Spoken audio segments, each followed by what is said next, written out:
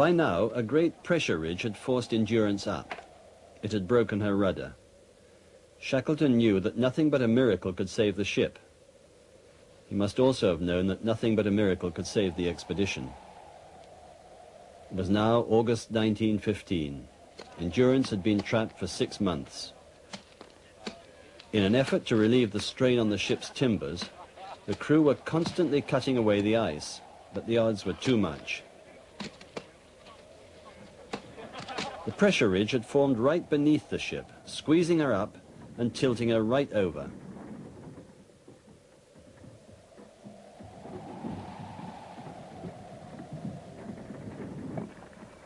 Frank Hurley undercranked his camera to show the ice moving about 10 times as fast as it actually did.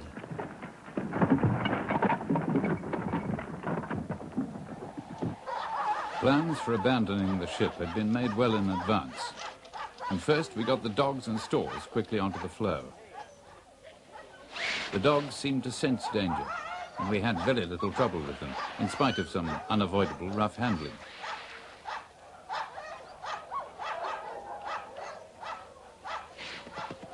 Then the floe moved again, driving great shafts of ice into the ship. We pumped for 3 days and nights without sleep, but we could not pump her dry. We were now in a position of grave danger, entirely dependent on our own resources to avoid complete disaster. We were separated from land by 364 miles of heaving ice floes and had 3 lifeboats for the 28 men. Shackleton ordered that personal gear must not exceed 2 pounds weight per man. There were great heartburnings as to what to take and what to leave. Some threw away sovereigns but kept photographs.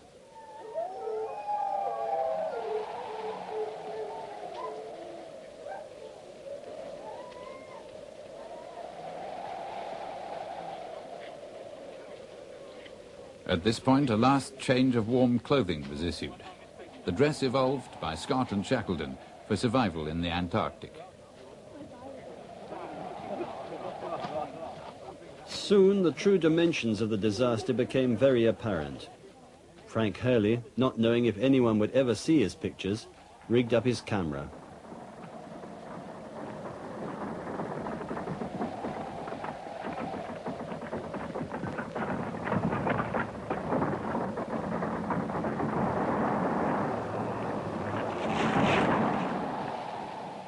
This, it seems to me, is what it must have been like for those other seamen, the crews of Franklin's Erebus and Terror, lost in the Arctic ice just 68 years earlier.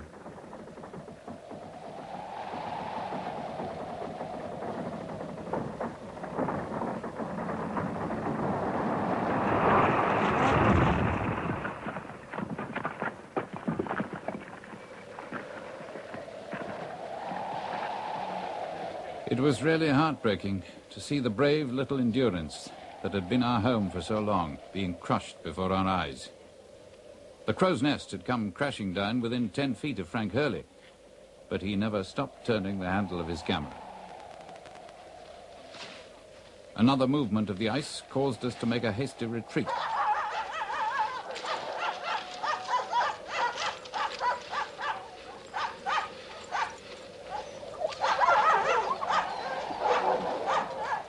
We struggled along bravely, but the hummocks and ridges became impassable, and we were finally compelled to abandon the attempt.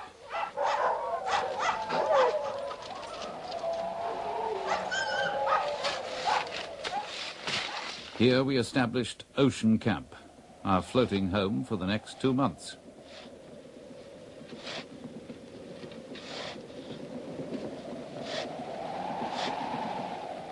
We had 5 tents salvaged from the Endurance.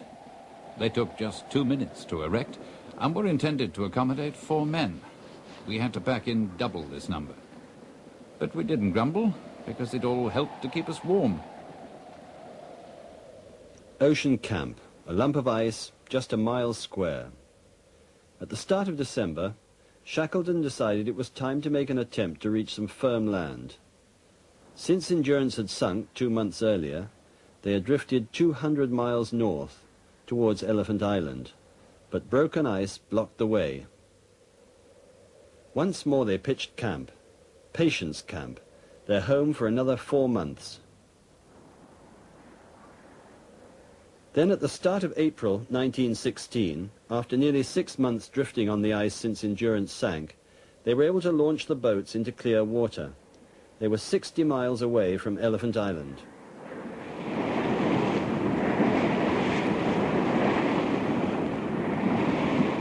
We had only one night of sleep, huddled round a blubber stove.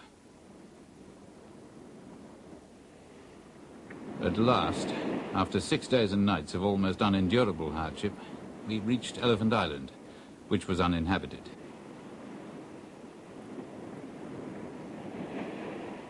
When we landed, many of the men were so weak that Shackleton said he was sure another night in the boats would have killed them.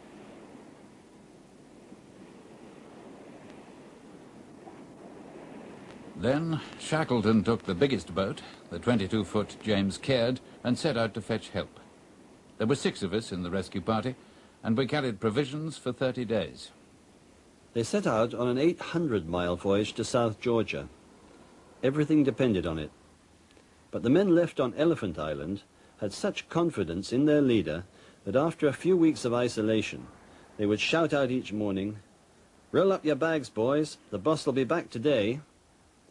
They lived under the crude shelter of their upturned boats. Their only light was from a blubber oil lamp. Here the men lived bent double, and the doctor even carried out an operation, amputating 5 frostbitten toes, the party's only casualties. Meanwhile, for 16 days and nights, Shackleton and his rescue party struggled across one of the stormiest seas in the world. Heavy seas ran over the canvas covering of the boat, and the gales forced them to land on the west coast of South Georgia. But the whaling stations were on the east coast, the other side of the mountains. These mountains had never been climbed before, but Shackleton decided they must do it. After they had tramped for 36 hours, the Stromness whaling factory lay beneath them. Here they chartered a whaler to get back south again. For all they knew, their comrades marooned on the frozen shore of Elephant Island might even now be in the last stages of privation, even starvation. But it was August, still winter. At first, Shackleton couldn't get through. On one approach to Elephant Island, they were lucky to get away with their lives. Gear was carried away, and they were beaten back by the ice. But at last, the weather cleared. We sighted the cliffs of Elephant Island on the 30th of August and navigated east around the icebergs.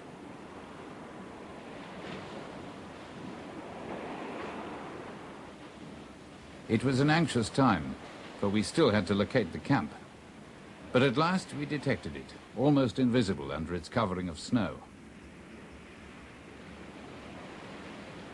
Shackleton went ashore by boat, shouting as soon as he was close enough, "Are you all well?"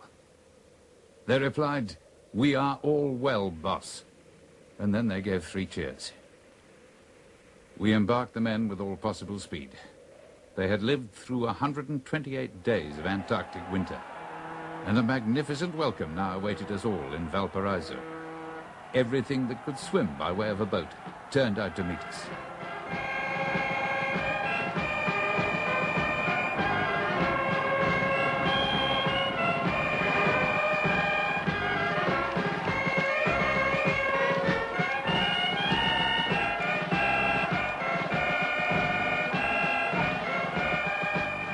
At least 30,000 people thronged the streets and welcomed us back so heartily they nearly pushed us back into the sea again.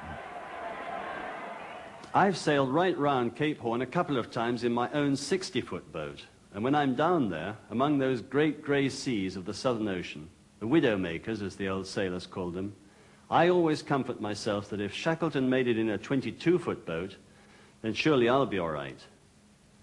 But above all, I remind myself that during those 2 desperate years, Shackleton never lost a single man. And for me, that's what makes this the greatest survival story of all time.